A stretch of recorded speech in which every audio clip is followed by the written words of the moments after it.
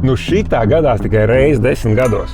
Reizi 10 gados ienāk prātā, ka vajag pārdot mašīnu. Šito pašu, ko brauc. Tad es domāju, jārast pie saviem čomiem, pērc un brauc. Un jāprast, cik viņi man dotu šito automobīlu un ko lai paņēma vietā, ar ko pabraukt, kamēr nopirkšu kaut ko pavisam jaunu. Es te neesmu bijis kaut vairāk kā gadu. Izskatās, ka mašīnu te ir diezgan daudz. Bet šajā gadījumā man vairāk interesē, cik viņi man varētu iedot par manējo. Nu te ir baigi pacēlies. 6. Bembis, Subārs STI. Kādā es nezinu, vai te nebūs arī grūtību atrast kaut ko vietā, ko pabraukāties, kamēr tiekam pie jauna auto. Čau, Midzi! Nu, izskatās, ka esi gatavs atstāt pavisam to auto pie mums, tik droši ielaid iekšā, jo, ka principā ejam pārrakstīt. Nu, saprot, tā gadās vienreiz 10 gados. Ļoti labi, ka esi ieradies, jā. Klasi, bet šitādu, 9 gadi mašīnai, 108 000, viens saimnieks. 9 gadi jau ir tāds ļoti labs vecums automašīnai. Tas ir vēl 4 līdz vidējiem Latvijas mašīnas vecumam. Jā, tas ir īstais brīdis pārdot un iespējams, ka ļoti labs moments, kad kādam dabūt viņu par normālu cenu. Jo, jāsaka godīgi, es viņu braucu, es neko nedaru. Reku, te kaut kur ir bišķi parūsējis. Ko tur slēpt? Nē, tur jau 9 gadi. Jā, tāpēc mēs varam reiz parādīt, lai nav jāčakarēs. 2 eņģis ir labas, viena tāda, redzi, krāsa ir beigusies. Bet jau parādīju šādas beņķi ir baigi labiem. Ādas salons. Pasties, šitai placī taču āda ir pats tas, vai ne? Bet arī tā krāsa ir kaut kas tāds. Es tā kā pieskaņoju, lai būtu. Beņķi ir 8 vietas. Viss tā kā vajag. Beņķi ir neskarti, tie nav lietoti. Tā kā tā. Cik apmēram tāds varētu būt? Viss darās tā. Principā man vajag pāris bildes, un tad es tev iedošu pāris variantus, ko ar to mašīnu izdarīt. Pirmais no jautājumiem vienmēr ir, vai varbūt tu meklē citu auto. Jā.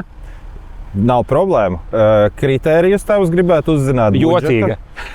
Jo jocīgāk. Kabrioletu ziemā. Labs. Nissan Serena, vecs, labs dīzelīts. Tas man patīk. Jā. Tas ir labs. Debesu krāsā. Bet tur izskatās, ka mums tev būtu jāpiemaksā. Bet tādus variants mēs arī izskatām. Jā, tā nav problēma. Bet Nissan ir pakaļpiedziņa. Pakaļspiedziņa, 2.3 dīzelis, manuāls ar 55 kW. Tas ir Winterbīte. Bez turbīnas. Ja neliek lielās radzes, var slidināties. Jā, tur viss iet šķērsaniski. Labi, bet es tā braucu iekšā un skatījos, jums ir baigi pacēlies tas cipars vidēji mašīnas. Jā, tu sen neesi bijis. Jā. Bet kā var tā vienā teritorijā gada laikā tik būtiski pacelt augšā mašīnu modeļi daudz jaunāki un nobraukumi mazāki un arī tas cenu līmenis augstāks? Ko jūs dariet? Tā ir komisijas tirdzniecība, protams. Ir tā, ka tas mūsu personīgais viedoklis par to automašīnu tirdzniecību Latvijā, manējais viedoklis ir tāds, ka tās privātpersonu mašīnas tomēr tik labi netirgojās, jo cilvēkiem ir vajadzīgs finansējums. Finansējumu, kurš katrs nevar sakārtot. Tomēr tur ir jābūt lietpratējiem, kā arī gadu pieredze un viss pārējais tam visam nāk klāt. Finansējums pie mums var sakārtot vispār bez jebkādām problēmām. Jūs viņam paņemsiet ņopā, lai viņš līdz bankai tiek un naudu. Jā, viss līdz darījumam, no atslēgas līdz darījumam. Cilvēks atdzen mašīnu pie mums, respektīvi mēs viņu tirgojam, komisijas maksa par pakalpojumu mums ir 500 eiro. Tas ir, ja mašīna maksā 5000 un uz augšu, automašīnu mēs apskatām visu, ja viņa ietilpst visos mūsu kritērijos, mēs esam gatavi tā kā pieņemt viņu komisijā. Teikšu, kā ir, mēs nereti arī atsakām. No brīnuma. Varbūt tam lietotājam tad viņš neuzskata to par automašīnas kaut kādu ķibeli, defektu vai tam līdzīgi, bet mums tā mašīna nepatīk. Nepatīk, kā motors strādā, nepatīk, vēl kaut kas ir bijuši gadījumi. Bet principā automašīnas jāpārbaudytas un 500 eiro komisija, ja mēs mašīnu pārdodam, ja mēs nepārdodam, par to ir jāmaksā precīzi 0. Te jūs tā kā mazliet arī riskējat, ka jūs novērtējat pa labu un nenāk pircējs, tad tā plaša aizņemtība ir, kā saka, jūsu atbildība. Jā, tas ir mūsu iztērētais laiks un citreiz tie ir arī kaut kādi līdzekļi mašīnas. Tāpat tās mēs ieguldam. Piemēram, lai tu saprastu, šitās ziemas laikā ir beidzot uznākusi ziema. Man liekas, ka pēdējo 2 nedēļu laikā mēs esam kā minimums 1,5 tonu degvielas iztērējuši, lai salaistītu viņās visās piedarbinātu, izsildītu. Un dažus kilovatus lādējot baterijas. Un dažus kilovatus lādējot baterijas. Jā, bateriju mašīnas mums arī sāk parādīties. Tesla viena bijis redzēja? Tesla ir, jā, mums tur ir vēl Passatiņi, Proes, viss kaut kas ir. Tas nozīmē, ka man nav jēga atstāt mašīnu kurai tie 500 eiro tā komisijas maksa ir, nezinu, puse cenas. Nu, tā ir bezjēgā. Nē, tādas mašīnas Nemaz neņemat. mums, varu pačukstēt, būs vēl viena adrese drīzumā. Aha. Kur tā kā būs cilvēkiem pieejamāki automobīļi, iespējams arī bez finansējuma vairāk tādas varēs iegādāties cilvēki, bet, protams, ka finansējumu mēs arī vajadzēsim arī priekš viņām sakārtot.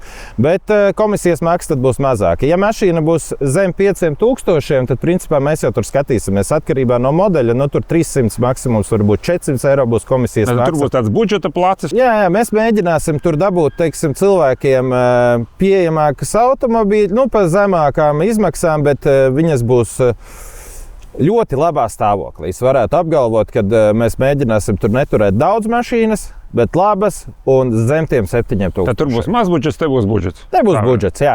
Labi, bet kā tad mēs varam teikt, to manu būs? Man nav ticības, viņa kāds pirks, nepirks, cik viņš var maksāt. Es viņu varu atstāt šeit, vai man viņš, jūs nezinu, atpērkat jūs viņu un es eju ganos apkārt ar naudu, vai kāds variants? Nu, ar to vērtēšanu, 3 iespējas, par kurām es minēju pirms tam, piedāvājam klientam vienmēr atbraukt pie mums. Tad mēs piedāvājam tādu iespēju, kā, ja meklē citu auto, mēs vienmēr paņemsim kā pirmo iemaksu pret auto, ja kādu noskata pie mums. Nereti tā arī notiek. Otrs variants ir komisijas tirdzniecība. Tad tu atstāji pie mums un principā cenu nosaki tu. Es pasaku, cik es ceru, un tad gaidām, ka nāk cilvēks, nāk skatās visu. Gaidām klientu, jā. No mūsu puses, ko mēs darām? Visi sociālie tīkli pilnībā tiek izreklamēta mašīna SSA sludinājumi, par kuriem tev pilnīgi nekas nebūs jāmaksā. Tīrīšana, mazgāšana, profesionālas bildes. To mēs visu tā kā izdarām. Un tad mēs gaidām klientu. Klients atnāk, mašīnu pārdodam, saņem savu vēlamo summu. Un mēs par to dabūjam komisijas maksu 500 eiro. Tātad drošākais variants tiešām ir atstāt pie jums par tiem 500 eiro, satīrēt, atbildēt, kā jūs mākat, un es vienkārši gaidu. Ja tīmēr tā mašīna stāv mazliet dīkā, bet tad ir labākā cena. Jā, tādēļ tā cena ir labāka. Un trešais variants, protams, ka mēs nopirksim, bet tā būs noteikti vēl zemāka cena. 10% aptuveni zem vidējās tirgus vērtības.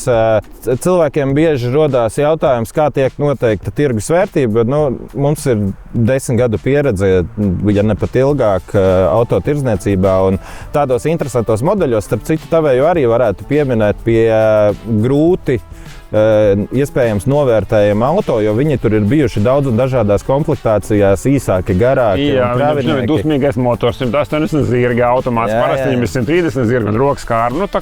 Tad mēs piesaistam tā kā vērtētāju, kurš mums iedod gala cenu, tai mašīnai tirgu vajadzētu maksāt šitik. Tās cenas mēs arī izējam.